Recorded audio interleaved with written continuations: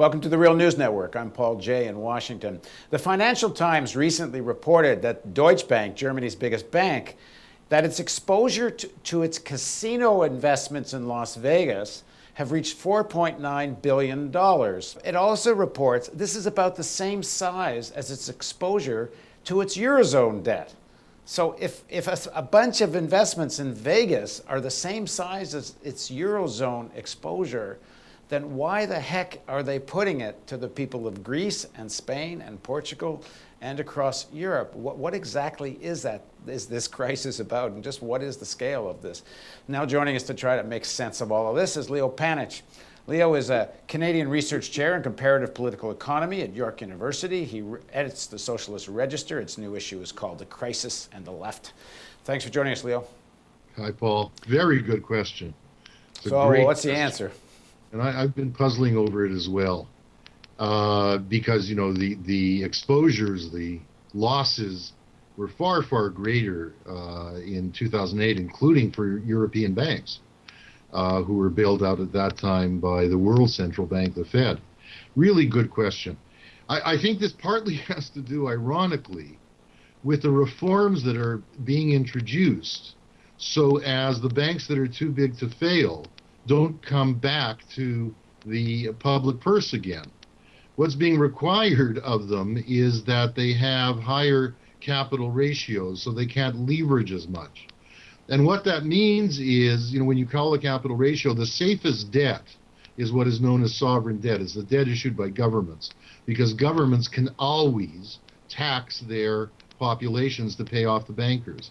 Now, amongst those debts, amongst those sovereign debts, of course, the United States is the most sovereign, as it is indeed being the imperial power in the world. It's the most sovereign. But all government debts are counted in this system of capital ratios as at the highest level.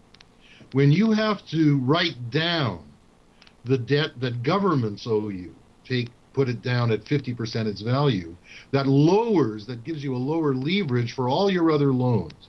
And that means that the loans you have out to Las Vegas, you might have to start calling because you aren't able to hold that ratio. Now, the banks are fighting tooth and nail over what that ratio should be, and they don't want to have that larger ratio. That's one thing.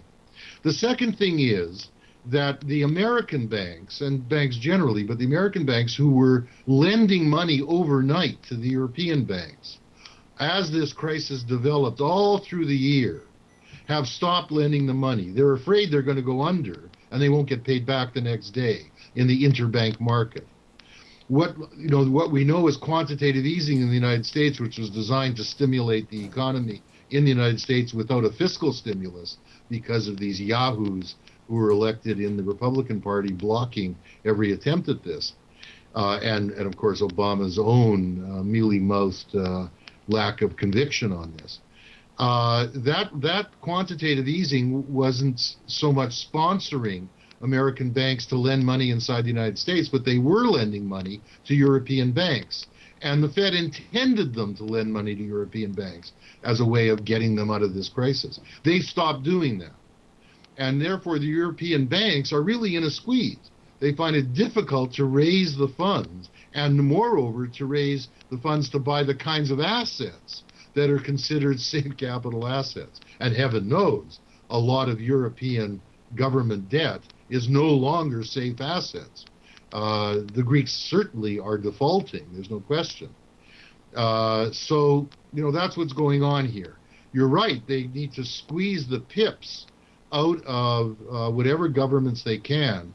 Not so much, because they're evil, but because they want to ensure that whatever spending the Greek or any other government does is spending to pay off the bondholders.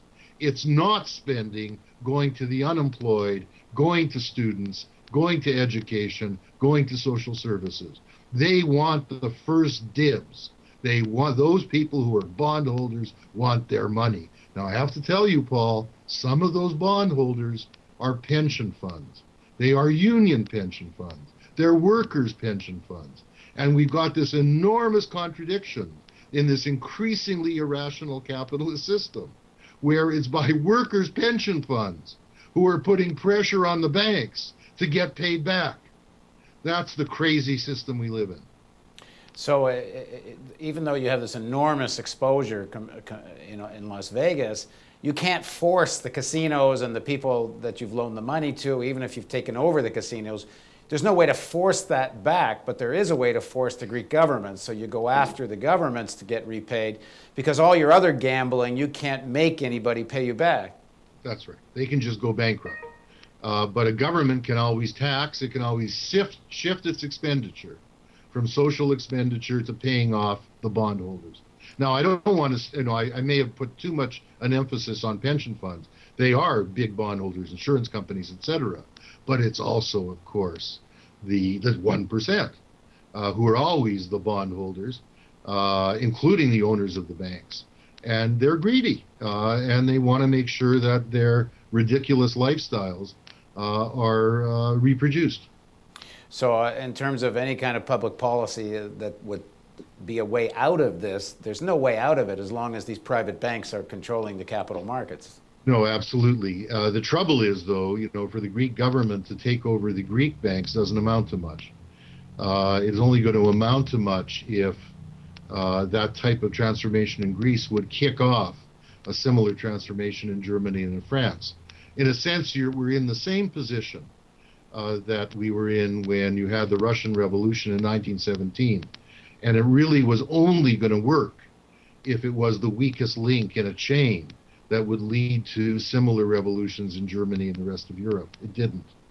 And one's looking for not only protests, therefore, of the type we see every day in Greece, but the type of movements at the center, at the core of Europe, that would indicate that there would be corresponding developments inside those countries. Well, maybe the Greek government should, this money that they're squeezing out of the Greek people, they should take it to the Cosmopolitan Casino in Vegas, which is now owned by the Deutsche Bank, and put the whole thing on a red or a black bet on a roulette wheel, because at least they'd have a 50-50 chance of getting out of this, because right now it looks like it's about a 0 chance. Well, I mean, you have to realize that what all this is happening for, it's being upped every day, is that they're trying to get this $8 billion out of the Troika, out of the IMF and the European Central Bank and this European financial fund that was set up. They aren't giving them that $8 billion until they show that they shift their expenditure from civil servant salaries and social services to paying off bondholders. So the bondholders don't take as big of a haircut. They're taking a haircut no matter what. The Greeks are actually doing this in order to get money rather than anything else.